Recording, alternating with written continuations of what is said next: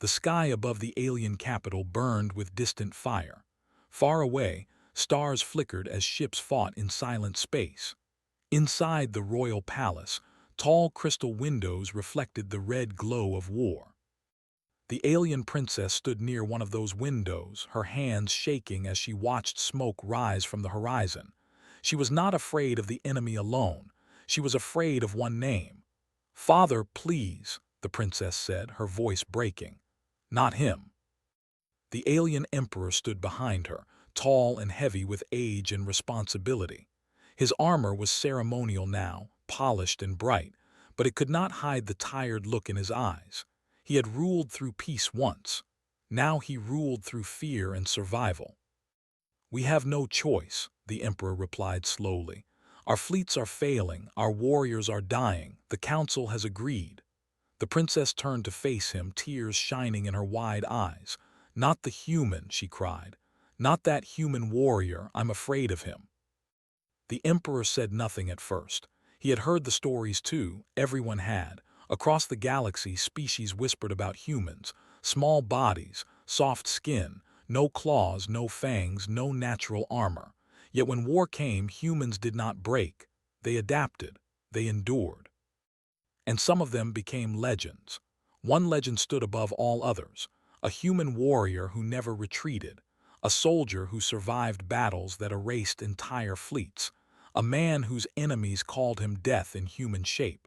The princess had seen recordings, grainy battlefield images. Human soldiers screaming orders while fire fell from the sky. And always, somewhere in the chaos, that one human moving forward when others fell back. Cold, silent, unstoppable. "I don't care what the council says," the princess continued. "Humans are dangerous. That one is worse. He doesn't feel like us. He doesn't think like us. He will bring ruin here." The emperor placed a hand on her shoulder. "Daughter," he said gently, "fear does not change reality. The enemy is already at our gates. If the capital falls, everyone dies. Including you." She looked down, her shoulders trembling. "He scares me," she whispered. Far away, on a broken moon drifting through debris, the human warrior knelt beside a wounded soldier. The battlefield was quiet now, but the silence felt heavier than noise. Smoke drifted around shattered machines and torn metal. The human's armor was scratched and dark with old burns. His helmet lay beside him, revealing a face marked by scars and exhaustion. His eyes were calm, almost distant, as he tightened a bandage around the injured man's arm. "You're going to make it," the human said. The wounded soldier laughed weakly. "You always say that." "Because it's usually true," the human replied. Around them, human troops gathered what they could. No cheering, no celebration. They had won another fight, but victory meant little now. A small drone hovered near the human warrior, projecting a symbol of command. A message waited. He finished securing the bandage and helped the soldier stand. Only then did he turn to the drone. The message activated. "Human warrior," a calm alien voice said. "This is the High Council of the Velari Empire. We formally request your presence at our capital world. Our empire is under threat. We seek your aid." The human did not react immediately. He simply stared at the hologram, his expression unreadable. Another voice joined in, deeper and more strained. "This is Emperor Kael'thar. I ask not as a ruler but as a father. Help us."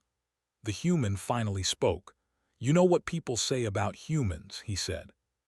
"You know what they say about me." "Yes," the emperor replied, "and still we ask."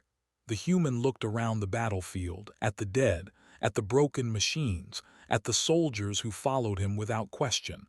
"I don't fight for praise," he said, "and I don't protect empires." "We know," the emperor answered, "but you protect lives." Silence followed. Then the human warrior nodded once. "Send coordinates." Back in the palace, the princess felt a sudden chill run through her body. She did not know why, but her heart beat faster. "He's coming," she whispered. The capital world prepared in quiet tension. Defensive lines were reinforced. Evacuation routes planned. Yet fear spread faster than orders. Alien citizens whispered in markets and halls. "A human is coming." They say he enjoys war. They say he feels nothing. They say he eats fear. The princess heard these whispers everywhere. Each one made her chest tighten. She imagined the human arriving, tall and brutal, eyes cold, bringing death with him. When the human ship finally entered orbit, alarms sounded across the capital, not in warning but in announcement. The princess stood beside her father on the main landing platform. Tall guards surrounded them, weapons ready, nerves sharp. The ship descended slowly. It was not large or elegant like alien vessels. It was rough, scarred, and practical, built to survive, not to impress. As it landed, steam burst from its sides. The ramp lowered. The princess held her breath. A single human walked down the ramp. He was taller than most aliens present, but not monstrous. His armor was worn, not decorated. His weapon stayed secured to his back. His hands were open, calm. He stopped several steps away and removed his helmet. His face was not cruel, it was tired. The princess stared, confused. This was not what she expected. The human met the emperor's gaze and inclined his head slightly. "Emperor Kael'thar." "Welcome," the emperor said. "And thank you," the human nodded again. "Show me the situation." That was all, no threats, no pride. No hunger for battle. As they walked toward the command hall, the princess stayed behind, watching him. Her fear did not fade, but it changed. This human did not move like a monster. He moved like someone who carried a heavy burden. Later that night, the princess could not sleep. She stood on her balcony looking at the stars. Somewhere out there, the enemy gathered. Somewhere below, the human warrior prepared. She wrapped her arms around herself. "I don't trust him," she whispered to the empty air. "I can't." Yet deep inside, something unsettled her more than fear. Curiosity, and the strange feeling that the human she feared might not be the danger she imagined, but something far more powerful, something that would change her world forever. The capital did not sleep that night. Lights stayed on across the city as ships moved in silent lines above the towers. Defense cannons rotated slowly, tracking empty space. Inside the palace command halls, officers spoke in low voices, their faces tight with worry. The human warrior stood in the center of the main strategy chamber. A wide holographic map floated before him, showing the enemy fleet slowly closing in. Alien generals pointed, argued, and warned each other. Their voices overlapped with fear and pride. The human did not speak. He watched. Only when the room grew quiet did he step forward. He raised one hand and the hologram shifted. Enemy formations separated. Weak points glowed softly. "They're confident," the human said. His voice was calm, steady, too confident. One of the alien commanders bristled. "Our scanners are being fooled," the human replied gently. "They want you to see strength in the center. The real strike will come from the outer arc, fast, close range." The room fell silent. The emperor looked at the map, then at the human. "Can you be certain?" The human nodded once. "I've seen this tactic before, different species, same mistake." The emperor raised his hand. "Adjust the defenses." Orders spread quickly. From the edge of the room, the alien princess watched everything. She stood beside a tall column, half hidden, her hands clenched together. She had not wanted to come here, but her father insisted. He said a ruler must see the truth of war. She watched the human carefully. He did not shout, he did not boast, he did not demand respect. He simply spoke when needed and listened when others spoke. Still, her fear did not fade. It only changed shape. She felt like prey watching a silent predator. When the meeting ended, the generals left in groups. The emperor stayed behind with the human. "You saved us valuable time," the emperor said. "Thank you." "I just delayed the problem," the human replied. "The real test is coming." As they spoke, the princess turned to leave. She did not want to be noticed. But as she stepped away, her foot caught on the edge of her long robe. She stumbled. Before she could fall, a strong hand caught her arm. She froze. The human stood beside her, his grip firm but careful. He released her immediately and stepped back. "Are you hurt?" he asked. The princess pulled her arm close to her chest, her heart racing. "And no," the human nodded. "Good." That was all. He turned and walked away. She stood there, stunned. No threat, no mockery, no cold stare, just concern. Later, the princess walked through the inner gardens, trying to calm her thoughts. Tall, glowing plants swayed gently in artificial wind. Water flowed in quiet streams. She did not notice the human until she was almost upon him. He stood near a stone railing looking out over the city. Without his helmet and armor, he seemed smaller, more human. She stopped, unsure what to do. The human sensed her presence and turned slowly. He did not reach for his weapon. "Princess," he said, inclining his head. She swallowed. "Human." He accepted the word without reaction. "You shouldn't be out alone. The city isn't safe." "I could say the same to you," she replied, her voice tight. A faint curve touched his lips, not quite a smile. "Fair." Silence stretched between them. "I did not want you here," she said suddenly. "I know," he replied. She looked at him sharply. "How?" "Fear has a sound," the human said. "You weren't quiet." Her cheeks warmed. "You frighten me." "That isn't my goal," he said simply.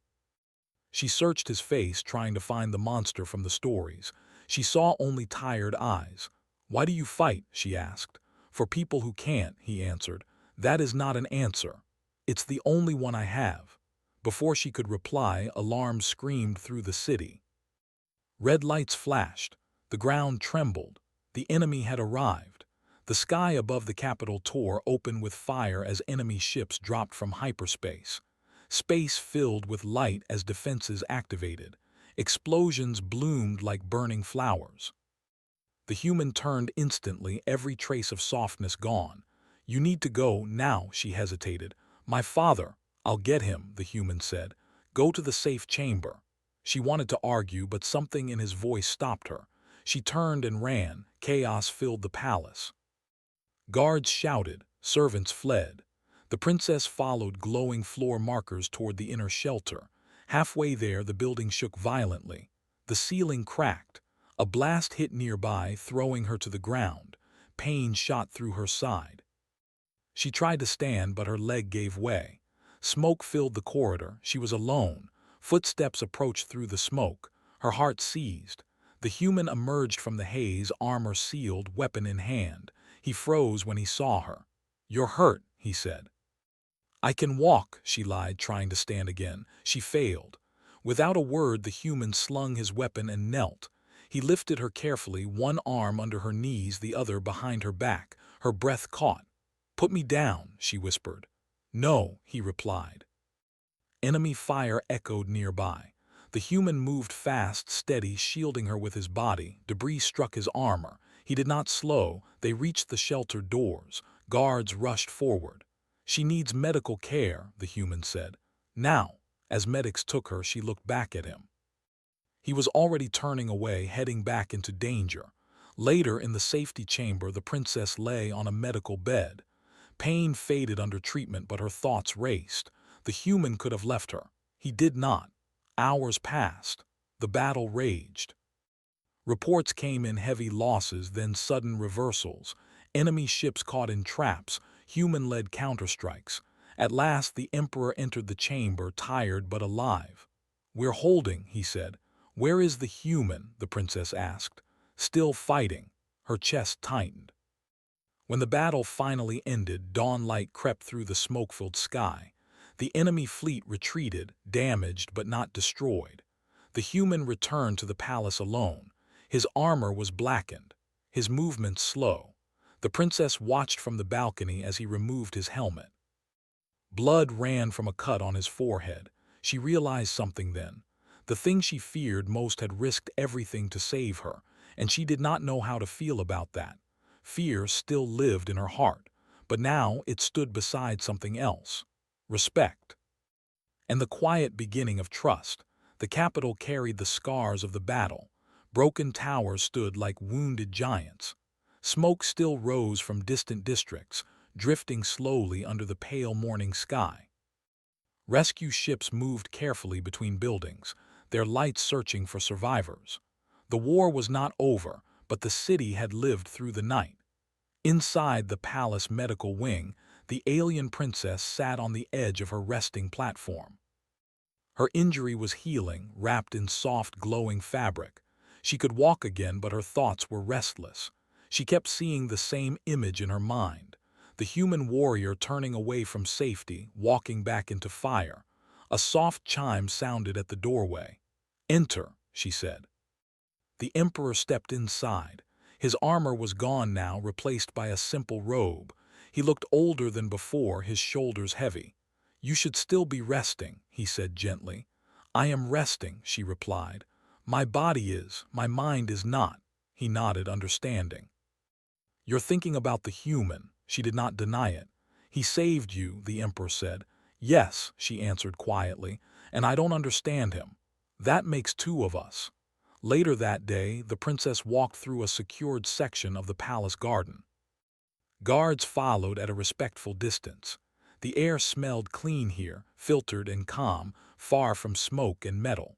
She saw the human warrior sitting alone on a low stone bench. He was without armor, wearing simple human clothing. A medic stood nearby, finishing work on a deep cut along his arm. "You'll need rest," the medic said. "I'll manage," the human replied. The medic nodded and left. The princess stopped several steps away. Her guards shifted, alert. "You may stay," she told them softly. They hesitated, then obeyed, moving farther back. The human looked up and saw her. He stood immediately. "You shouldn't be walking yet," he said. "I could say the same," she replied. A faint hint of something passed across his face. Amusement, perhaps, or relief. She sat on a nearby bench, keeping distance between them. "Why did you go back?" she asked. "To the fight," he said. "To save me," she corrected. He was silent for a moment. "Because it was the right thing to do." "That answer again," she said. "Humans hide behind simple words." "Sometimes simple words are the truth," he replied. She studied him closely. His hands were scarred, old marks layered over new ones, a body shaped by survival. "Did you lose your home?" she asked suddenly. He did not flinch. "Yes." "Your family?" "Yes." She lowered her gaze. "I am sorry." "So am I," he said. The garden grew quiet. Before she could speak again, alarms sounded short, sharp, internal. An officer's voice echoed through the palace. "Enemy ground units detected in the lower districts. Breach confirmed." The human stood instantly. "I need to go," he said. "So do I," the princess replied, rising. "No," he said firmly, "you don't." "I am not a child," she snapped. "This is my world." He met her eyes. "And that is why you must stay alive." She hesitated, then nodded. "Then come back." "I plan to," he said. The enemy strike was fast and unexpected. Small assault units slipped through damaged defenses, targeting command centers and civilian shelters. The human led a mixed force of human soldiers and alien guards through narrow streets filled with debris. Smoke reduced visibility. Every sound echoed with danger. An explosion rocked the ground. A building collapsed nearby, cutting off part of the team. "Split formation," the human ordered. "Regroup at checkpoint 3. He moved forward with two soldiers. They reached a shelter entrance under attack. Civilians were trapped inside, enemy units closing in. The human did not hesitate. He charged. The fight was brutal but controlled. He moved with precision, covering others, taking hits meant for civilians. When it ended, the shelter doors sealed behind the rescued group. One of his soldiers looked at him. "You're bleeding." "I know," the human said. Another explosion shook the street. The ground beneath him cracked. Without warning, the surface gave way. The human fell. Far above, in the palace command center, the princess watched live feeds with her father. Her breath caught when the screen showed collapsing streets. "Where is he?" she asked. An officer hesitated. "Signal lost." Her heart pounded. "He can't be," she stopped herself. Hours passed. The enemy ground assault was repelled. Victory came slowly, piece by piece.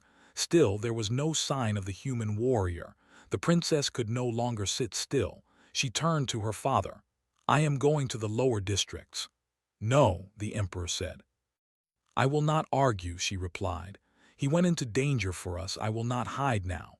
The Emperor searched her face, then nodded. "Take a guard unit." She shook her head. "I will take only a small escort. We search quietly."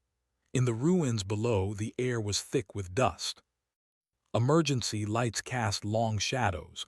The princess moved carefully, calling out. "Human," she shouted. "Can you hear me?" No answer. They reached a collapsed transit tunnel. Faint sounds echoed from within. The princess ran forward despite protests. There, beneath twisted metal and broken stone, she saw him. He was conscious but trapped. Blood stained his side.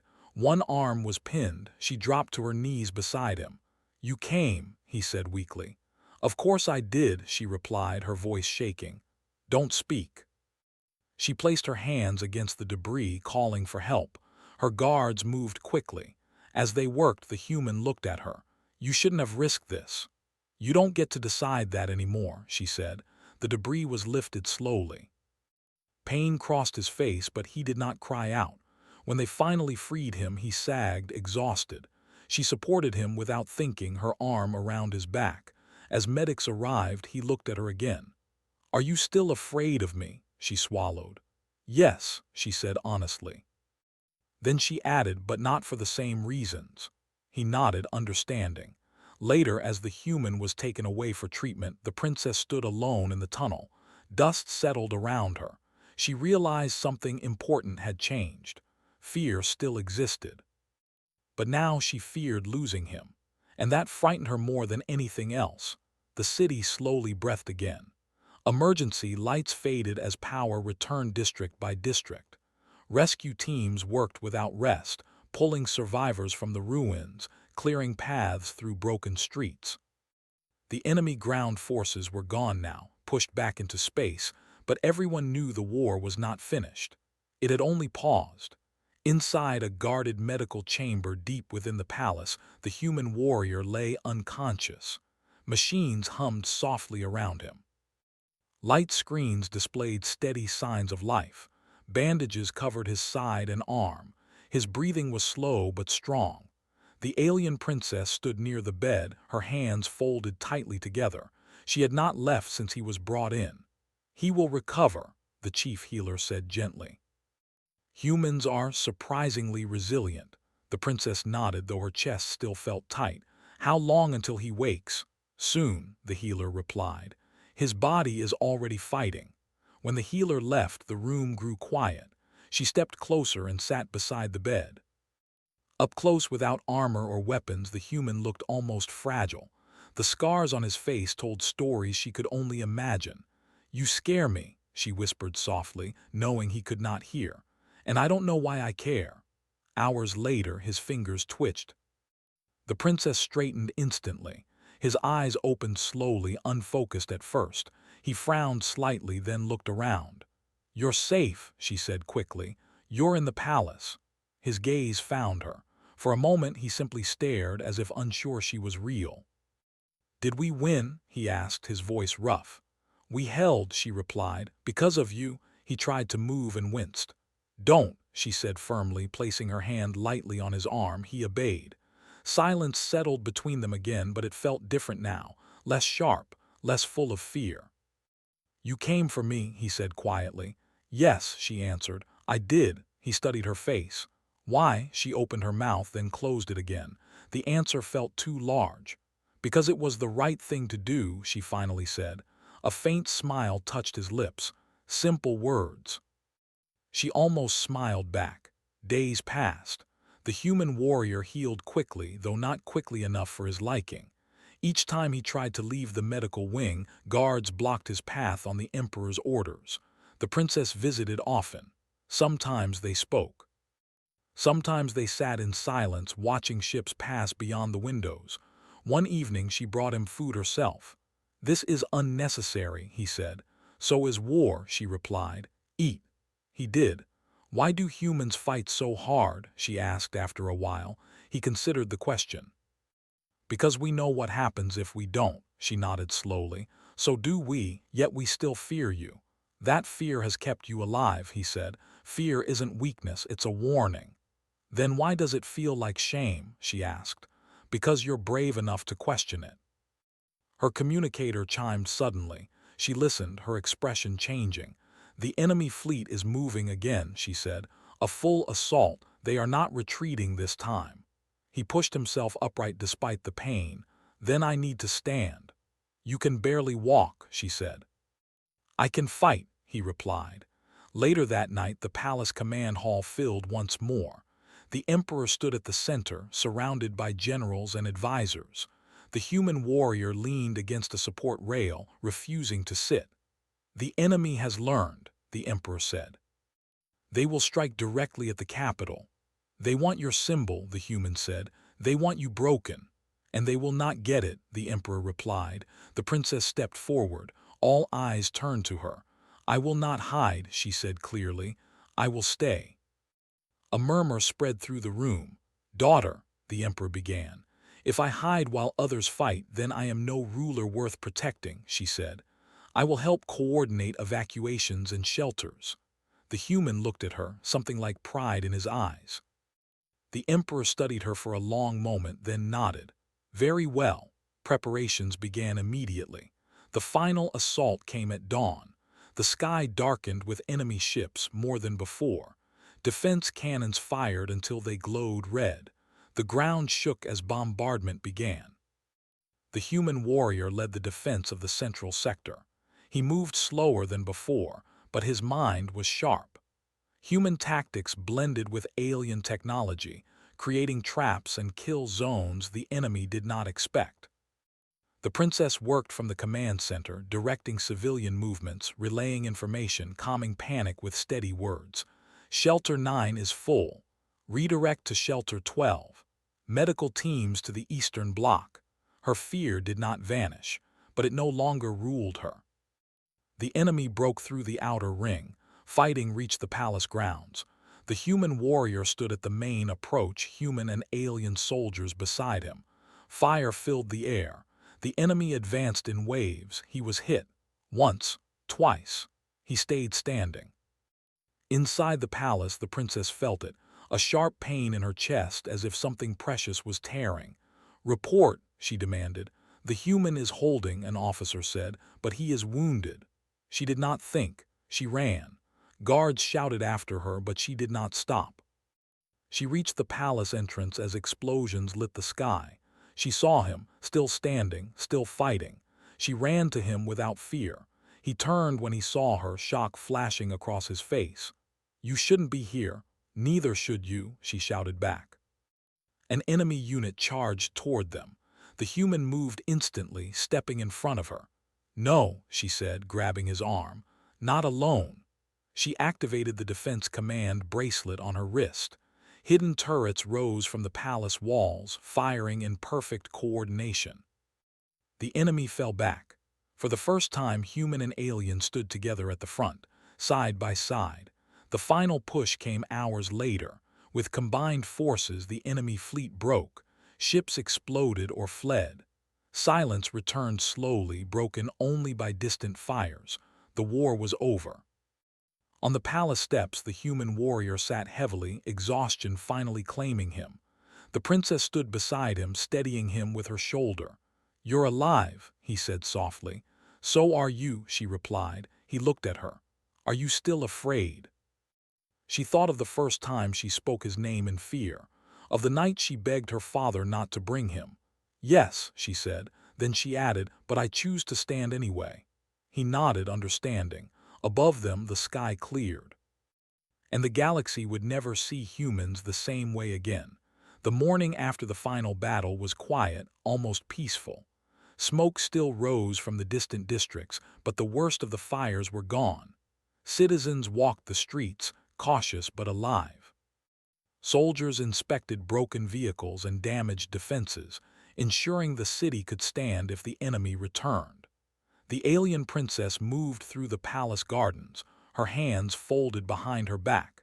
The air smelled of wet earth and crushed plants. Everywhere she looked, the city bore the scars of war, but life remained. Children laughed softly in the distance. Traders called out to neighbors. People were returning to normal, or what passed for normal in a city that had almost been destroyed. She approached the medical wing. Inside, the human warrior sat quietly, awake for the first time without pain shadowing his movements. His armor lay discarded, and he was clean for the first time in weeks. Bandages still covered the worst wounds, but his posture was upright, strong. He did not speak as she entered, only looked at her with steady eyes. "You fought for us," she said softly. "You risked everything, and yet you ask for nothing." He shrugged. "I ask nothing because what I want is already done. You and your people are alive." She shook her head. "You don't understand. You've changed everything. Not just for me, but for the Empire. You've proven that humans are not the monsters we thought." He smiled faintly. "Then perhaps you should stop fearing us so much." I don't know if I can," she said honestly. "You are not what I expected. You are stronger, braver, smarter than any story I ever heard. And yet I feel like I owe you something, more than gratitude." He studied her quietly. There was no judgment, only calm understanding. "Then let me earn it. Let me show you that humans can be trusted, that we can fight alongside, not against." The princess nodded. I want to believe that. I need to believe that."